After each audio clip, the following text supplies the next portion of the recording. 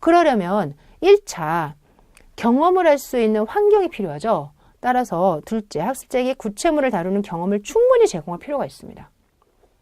막상 본 교육에서 행동을 반성하도록 하는 것도 중요하지만 삐아제의 말에 의하면 그 이전에서부터 많은 경험이 있는 아이와 경험이 없는 아이는 막상 반사와 반성을 해서 반요청을 할 때쯤에 마찰이 생길 수 있다는 거예요. 부족할 수 있다는 거예요.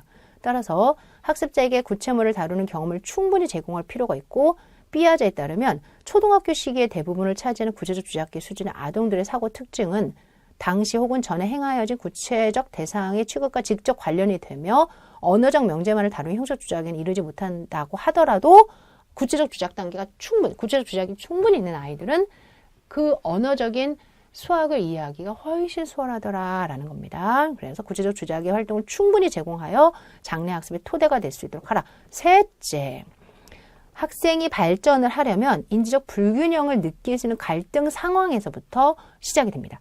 따라서 갈등 상황을 제공할 필요가 있습니다. 학습자 인지 발달이나 개념의 발달은 인지적 불균형의 해소를 위한 동화와 조절의 균형화 과정이 바탕이 되어야 하고 이를 위하여 일시적 균형 상태에 있는 학습자의 수준보다 조금 더 복잡한 상황을 경험하는 것. 그래서 보다 높은 수준의 균형을 위한 동기를 부여할 수 있는 것.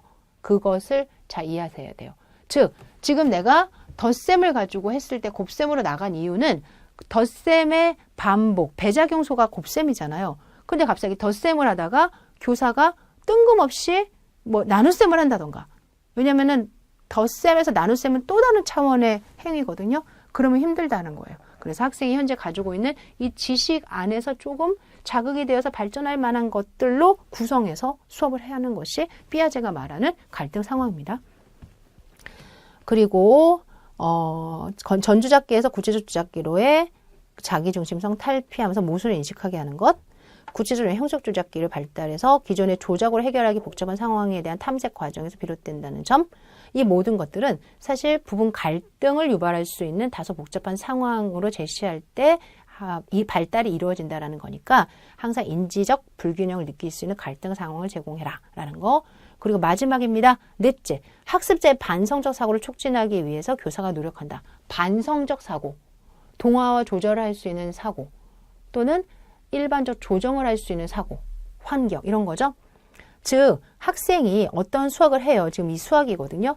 그랬을 때 마지막에 이러한 행위를 하고 끝나는 게 아니라 자신의 활동에 대한 반성의 결과 이러한 두 사실을 추상할 수 있어야 한다라고 되어 있어요.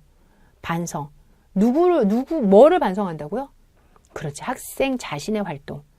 그래서 2분의 n의 n-3이라는 공식을 추상하는 거는 교사가 주는 게 아니라 자기가 해본 거를 반성해서 끌어내는 거죠. 여기서 학생들의 반성을 강조하지 않았을 때 이 말이 중요하죠. 학생들은 자신이 했던 활동과 수업의 결과로 제시된 최종의 공식사의 관련을 인지하기 힘들 수도 있고 이는 활동의 효과를 반감시키게 되는 것이다. 따라서 아동의 반성 굉장히 중요하다. 네, 이렇게 네 가지가 수학 교육에서 주는 시사점입니다. 그런데 내려갑시다. 이와 덧붙여 삐아제의 심리학에 따른 학습을 구현할 때 교사도 되게 중요해요. 따라서 교사의 정확한 진단, 교사가 현재 어떤 위치에 있는지 학생뿐 아니라 교사도 진단해야 되고요. 또 개인 중심주의적인 듯한 조작적 구성주의 안에 소집단 활동의 역할도 중요합니다. 단 지금 읽어보니까 소집단을 형성할 때는 어때야 된다? 우선 그것부터 볼까요? 삐아제 이론에 따를 때 가장 중요시되는 여러 가지 문제점 중에 하나는 학습자 인지 발달 수준보다 조금 더 높은 수준의 활동을 제공하는 거죠. 그러려면 교사가 학습자의 현재 수준을 정확히 진단하는 게 중요하죠. 그래서 정확한 진단을 통해서 학생들의 수준보다 조금 더 높은 수준의 활동을 제공하기 위한 겁니다. 그리고 소집단을 형성할 때는 비슷한 수준의 학습자로 소집단을 구성하는 게 필요할 거예요.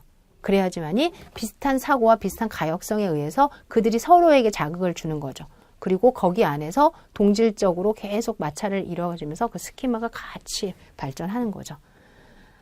그러나 피아제가 설명한 인지발달 이론이나 추상화 이론이 어느 정도로 아동의 발달을 정확히 설명하고 있는지 고려해야 한다라고 이야기도 하고 있으니 참고로만 알고 계시면 됩니다. 피아제, 사실은 다른 어떤 심리학의 거의 모태가 되고 있어요. 그 많은 삐아제 이론 중에서 단지 5페이지만 설명하는데 이렇게 많이 길었다라는 거 다시 정리합니다. 삐아제는 플라톤에서부터 파생이 돼서 인간은 베이직 스터프를 가지고 있고 그다음에 조작을 통해서 지식을 구성하고 발전을 하는 거죠. 그리고 삐아제는 특히 쉐임이 있다고 했고요. 이 쉐임이 계속 발전하는 것이 인지 발달이고 그리고 인간의 신체가 이렇게 발달, 쉐임은 이렇게 발달하는데 그중에 조작이라는 행위가 내면하는 가역적 행동, 즉 가역성의 유무에 따라서 학생들의 조작 과정의 순서가 정해진다라는 설명을 했습니다. 특히 그 인지발달 특징을 좀 잘 구별해 주시고요. 특히 그 가역성과 관련해서 상반이냐 또는 전도나 부정이냐 이것도 잘 이해해 주시고요. 이제 수학으로 들어가자. 그럼 수학은 물리가 아닌 논리수학적 대상이다. 이런 대상을 학습하기 위해서는 반영적 수상화 안에서의 조작과 반성과 그 결과를 얻어내는 게 중요한데 학생의 학습력이 낮으면 내가 경험하신 대상에 의존한 의사 경험 수상화를 한다. 이것도 하고요. 그 다음에 반열 수상화를 한다는 거는 반사와 반성에 의한 끊임없는 어떤 발전이다. 그리고 반사는 내면화 주제와 두 가지고 반성의 동화 조절을 통해서 이루어진다. 이렇게 같습니다. 그리고 마지막으로 수학에서 주는 시사점에는 크게 4가지인 활동의 학습, 구체적 조작의 강조, 갈등 상황 지성, 그다음에 반성적 사고 촉진. 여기까지 잘 참고하시면 될 것 같습니다. 이후에는 다 삐아제 이론의 근거가 되는 학습자들의 연구들이 쭉 연결이 됩니다.